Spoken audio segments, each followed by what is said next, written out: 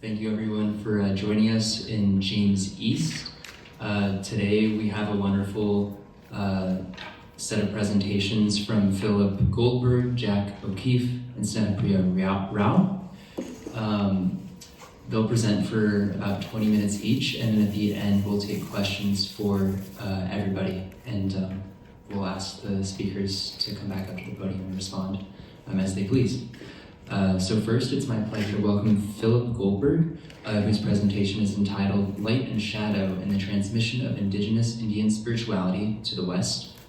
Philip Goldberg is an interfaith minister, public speaker, and author whose numerous books include American Veda, From Emerson and the Beatles to Yoga and Meditation, How Indian Spirituality Changed the West, and The Life of Yogananda. He hosts the Spirit Matters podcast and serves with the Association for Spiritual Integrity. Please join me in welcoming Philip Goldberg.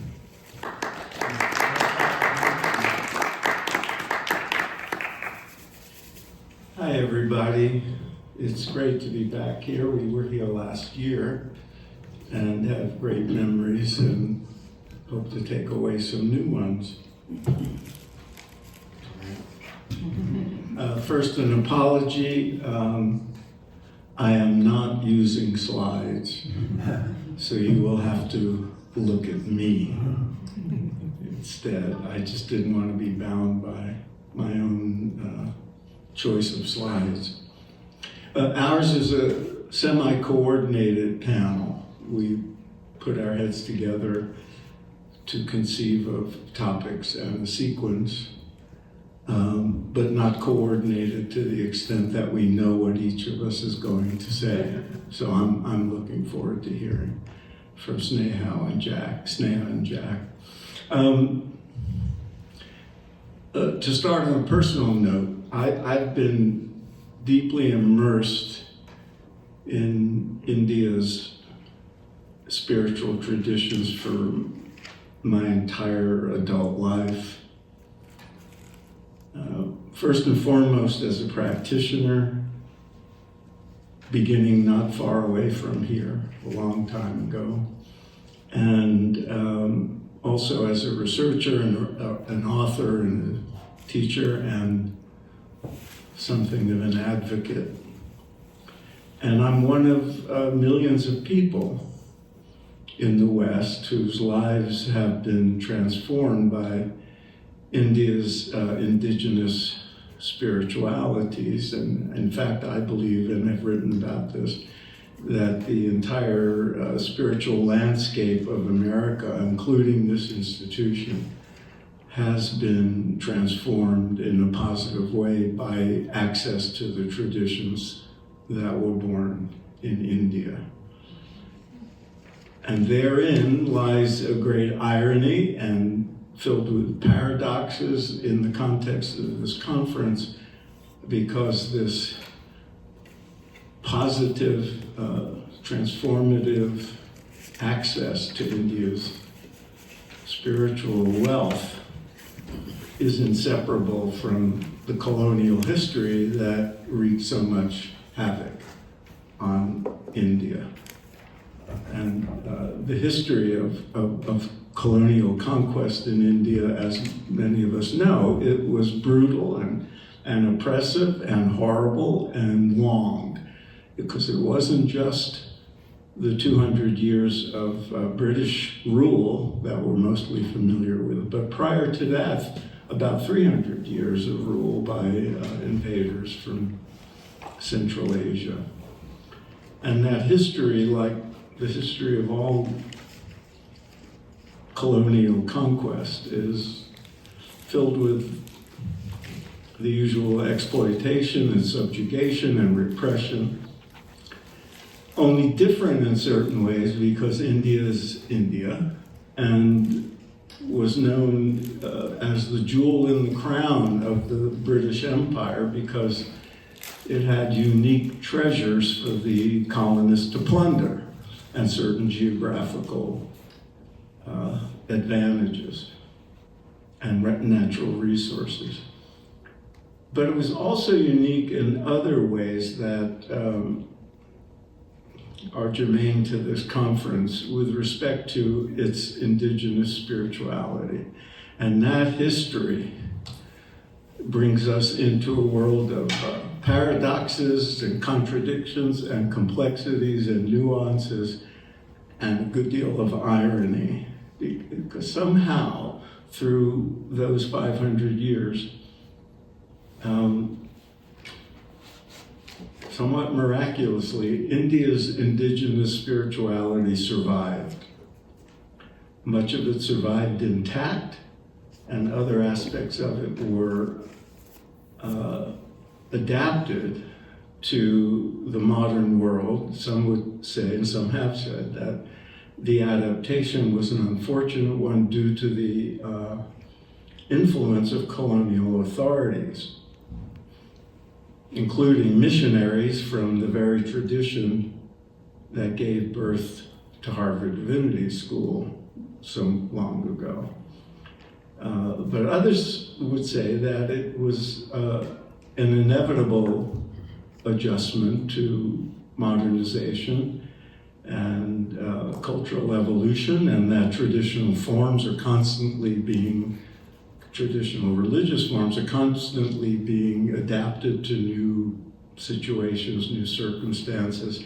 And so it's hard to know how much was of a modern, what we call Hinduism,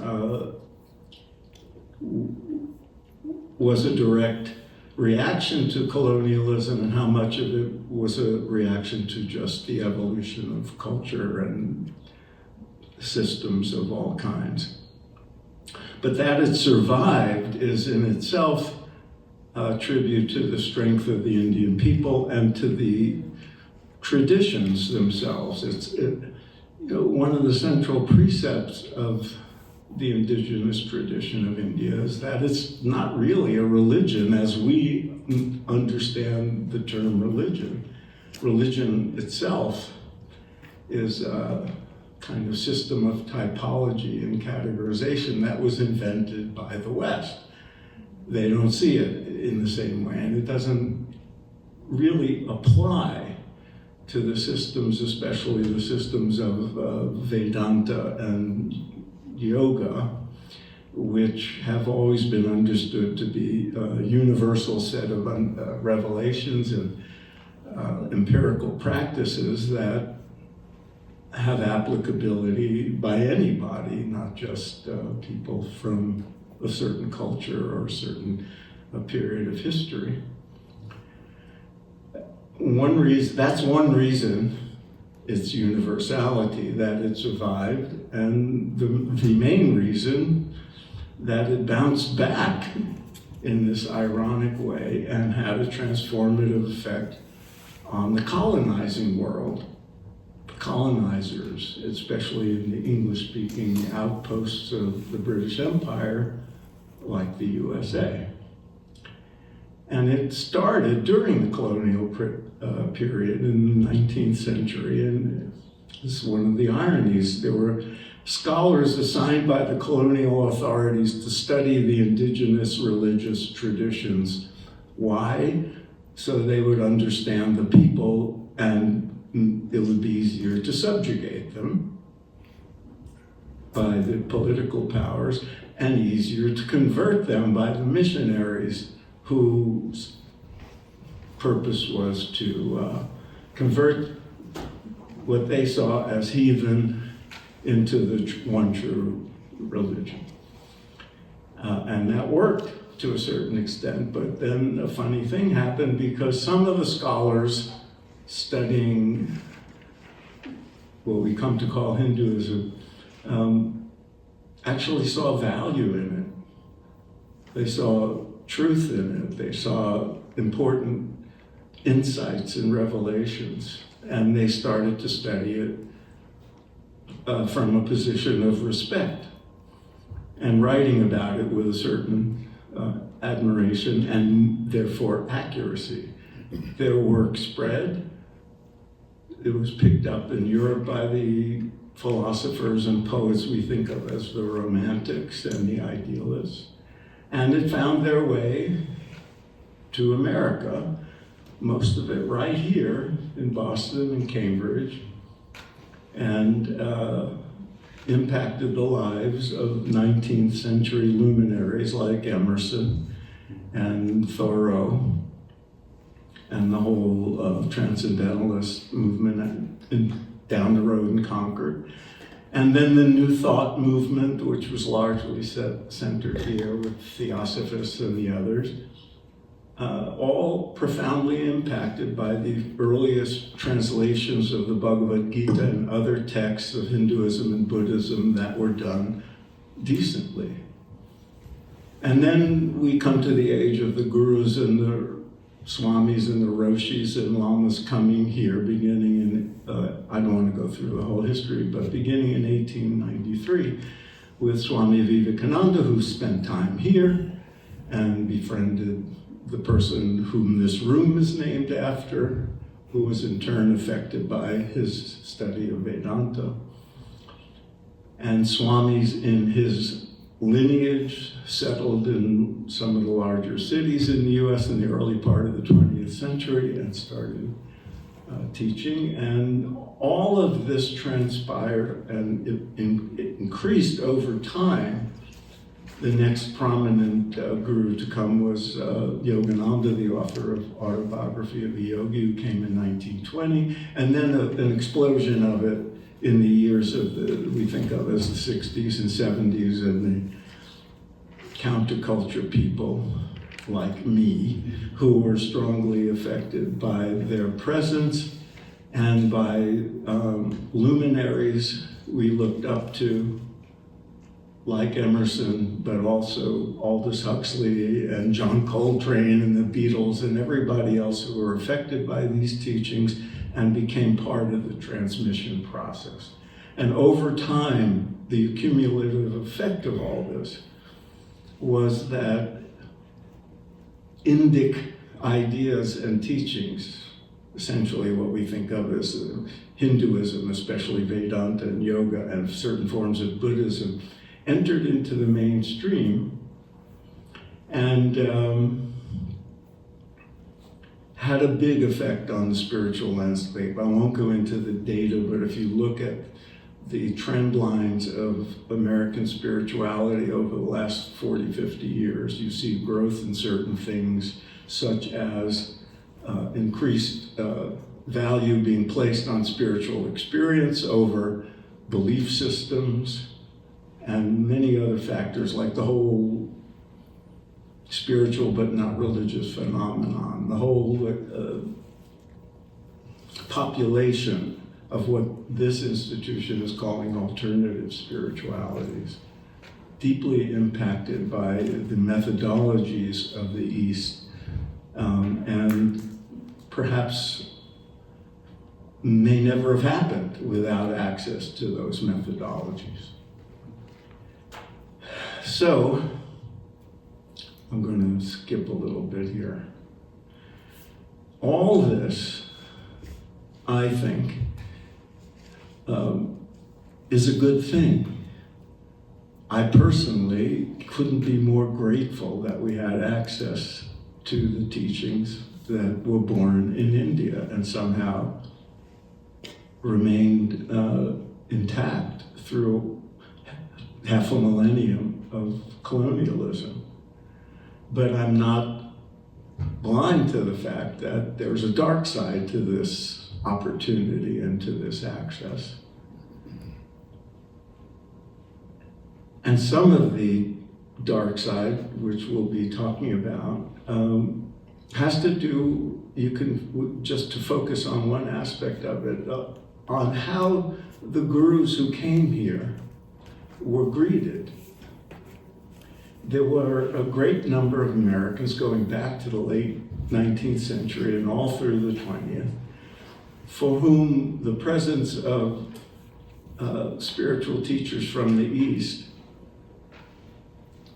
was a curiosity, and Americans who are open-minded and curious saw them as people who might have something to offer, who could answer some of their burning questions or have techniques and methodologies that would make their lives better. Americans are nothing if not pragmatic.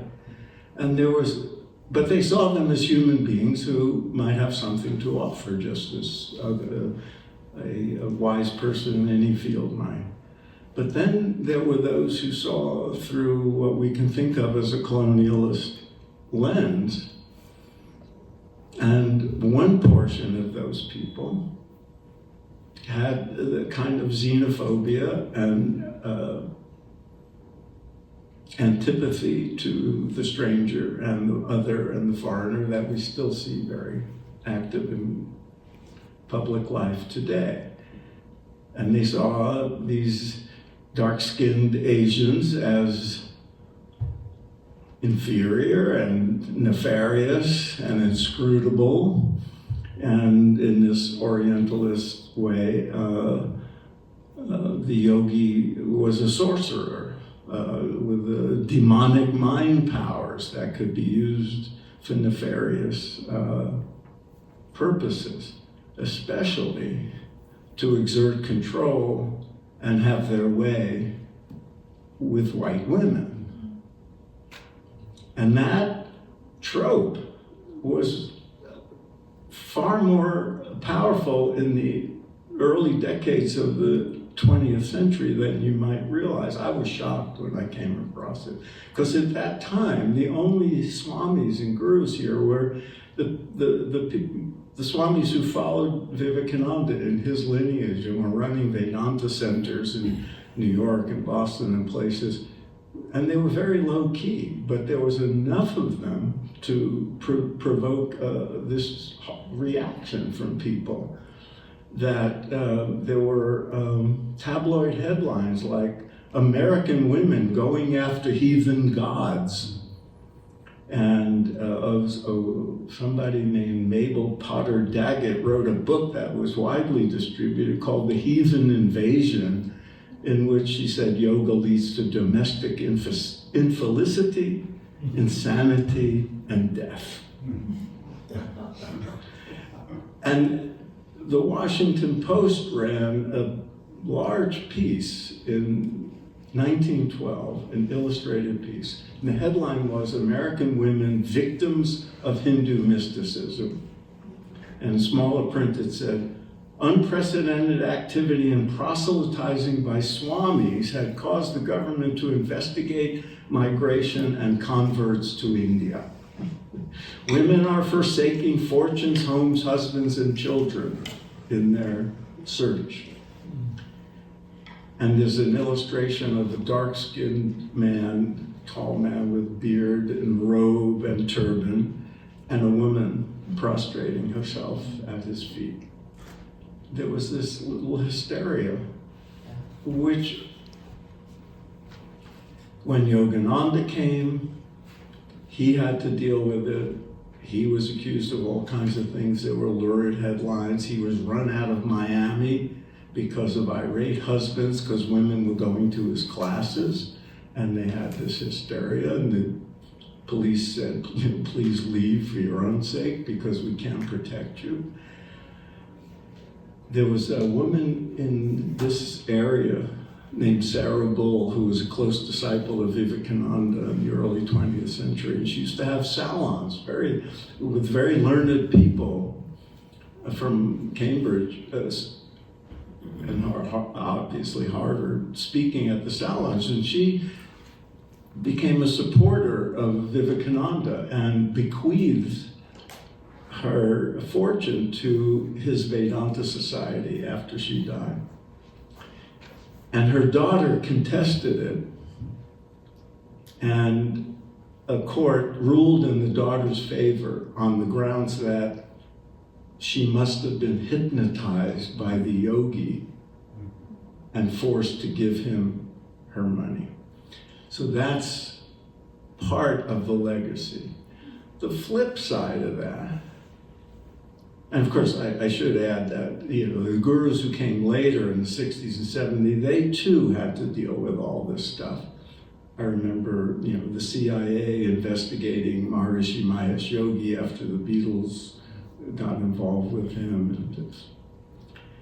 But the flip side of that, especially in the 60s and 70s, was that the same image of the yogi as this, powerful consciousness was romanticized instead of villainized, romanticized and exoticized by spiritual seekers who use the same tropes to see them as perfect beings and elevate them to places of deification and put them on pedestals and assume they were perfect and beyond right and wrong and beyond our judgment and couldn't make mistakes, and in many cases surrendered their will to some people, so that when some of the gurus fell from grace and had unauthorized, or we would say improper, sexual relationships with disciples or manipulated money in nefarious ways, it was somehow explained away as being okay because of the same tropes. And this precipitated a bit of a crisis in many spiritual communities back then. In fact, I spoke about this last year here, and gave rise to the decades later, when the same behavior was repeated by self-appointed gurus who were not of Indian descent necessarily, gave rise to the concerns that prompted Jack and others to start the Association for Spiritual Integrity, and she'll talk more about that. So, and of course these are the complications in what is this historic transmission from east to west that I hold overall the balance of is something I'm extremely grateful for, and I think we all should be. But there is, of course, a shadow. And there's also issues of appropriation to consider. And what's the fine line between inappropriate appropriation and appropriate adaptation to a new culture and a new time period? And these are things that all of us need to consider. So I'll sum up my perspective on this and give way to Sneha and Jack. To use the phrase of this program, the evolution of spirituality in the West would not be the same if it hadn't been for access to these teachings from the East, for what we can call the indigenous spirituality of India. But the benefits came from with a cost, and we can explain that away, we can rationalize it away, and we can erase the colonial history that caused so much damage, but we can essentially decolonize the future.